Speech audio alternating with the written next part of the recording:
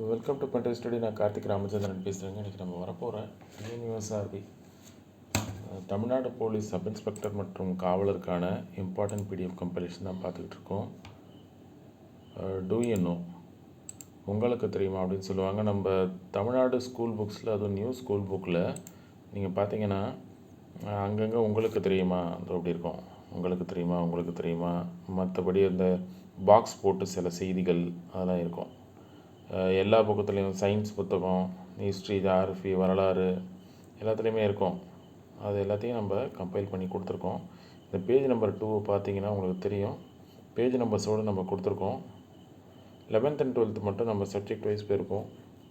இயற்பியல், வேதியியல், தாவரியல், விலங்கியல்னு சொல்லிட்டு அதை நீங்கள் கோத்ரூ பண்ணுங்கள், உங்களுக்கு புரியும்.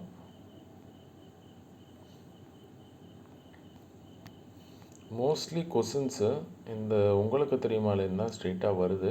அதுவும் டிஎன்யூஎஸ்ஆர்பி எக்ஸாம்ஸில் அவங்க மோஸ்ட்லி இந்த உங்களுக்கு தெரியுமாலேருந்து தான் கேட்குறாங்க. அதனால் அதை நல்லா படிச்சுக்கோங்க.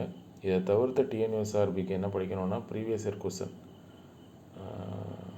ஒரு 800 கொஸ்டின்ஸ் இருக்குது. 2010 2023 வரைக்கும் அதை பாருங்கள்.